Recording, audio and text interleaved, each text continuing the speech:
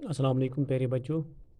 हमारा ये virtual class 7th की उर्दू से है और अब बच्चों से गुजारिश है कि आप पेज नंबर 37 यानी 37 पे अपनी किताब खोलें और वहाँ से हम एक नया चैप्टर जो है शुरू कर रहे हैं, श्री रामचंद्र जी। तो इसको हम पढ़ेंगे, लेकिन एक दफ़ा फिर आपसे ये गुजारिश है कि आप अपनी किताब जो है पेज नंबर 37 पे खोलें और वहाँ पे अपनी किताब खोल के वो नया सबक जो मैंने अभी नाम बताया श्री रामचंद्र जी, वो शुरू करना है। तो चलिए मैं शुरू करता हूँ। रामचंद्र जी हिंदू के अवतार हैं। दूसरे मज़हब के लोग भी उनको इज़्ज़त की निगाह से देखते हैं।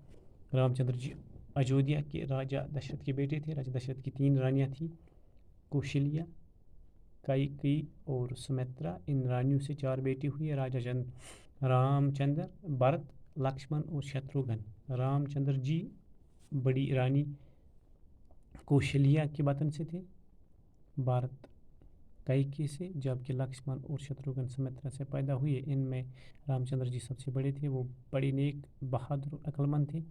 दस्तूर के मुताबिक राजा की तख्त का वारिस बड़ा बेटा हुआ करता था। राजा दशरथ भी अपने बाद अपना राजपाट रामचंद्र जी को ही सौंपना चाहते थे। जब कैकेयी को राजा दशरथ की इस ख्वाहिश का पता चला तो वो बड़ी खफा हुई।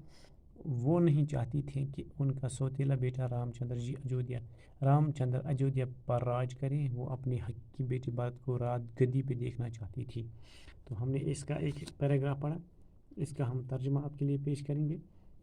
तो चलिए हम तर्जुमा पेश करते हैं। आपको फिर से गुजारिश है कि पेज नंबर 37 पे आपका ये लेसन जो है ये हम पढ़ रहे हैं इन श्री रामचंद्र जी।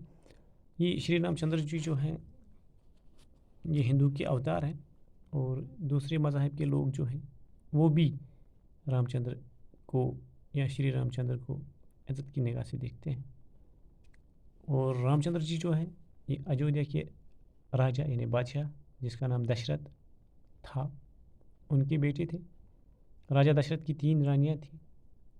जैसे हम कहते हैं राजा, रानी उसकी मोनुस, यानी जैसे बाप, माँ, मर्द, औरत। इसी तरह से राजा, रानी, चाचा, चाची। तो इनकी 3 रानियाँ थी, कौशल्या थी, कैकेयी थी और सुमित्रा थी। इन 3 से 4 बेटे हुए जिनके नाम रामचंद्र, भरत, लक्ष्मण और शत्रुघ्न। लक्ष्मण और शत्रुघ्न ये एक माँ से थे। इसी तरह से भरत दूसरी, उसकी माँ दूसरी थी। और रामचंद्र जी जो थे वो कौशल्या के वतन से थे।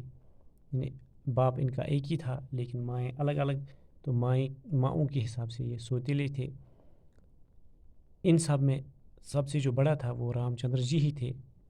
वो बड़े नेक, बहादुर और अक्लमंद भी थे और रिवाज के मुताबिक सबसे बड़ा बेटा जो हुआ करता था वही तख्त का वारिस बनता था, उसी को तख्त मिलना होता था। और रामचंद्र जी के ये वालिद राजा दशरथ जो थे वो भी ऐसा ही करना चाहते थे। अपने बाद अपना राजपाट अपने बड़े बेटे यानी रामचंद्र जी को सौंपना चाहते थे।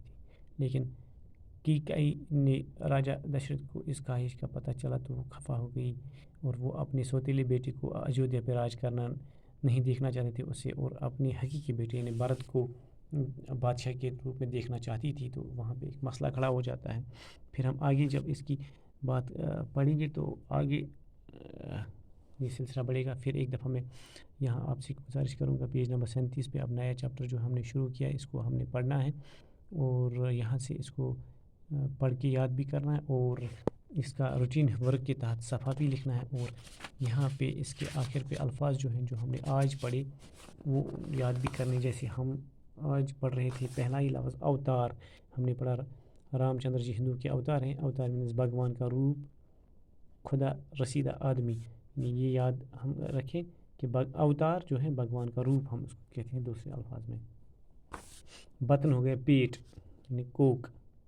जैसे अगर किसी की 2-3 बीवियाँ होती हैं तो फिर उसके 5-6 बच्चे हैं तो फिर देखना है कि कौन किसका, यानी बाप एक ही है तो माएँ अलग अलग हैं, कौन किस माँ का है तो उस یعنی بطن ہم کہتے ہیں اس کو کوکھ ہم کہتے ہیں. اسی طرح سے یہاں پہ لفظ ہیں وارث، میراث لینے والا، جس کو وراثت میں حصہ ملتا ہے اس کو وارث بولتے ہیں. ہم نے یہ 3 الفاظ آج پڑھے اور ان 3 کو ہم نے یاد بھی کرنا ہے. تو اس طرح سے آج کا جو ہے حصہ مکمل ہوتا ہے. فی امان اللہ. خدا حافظ. ناصر.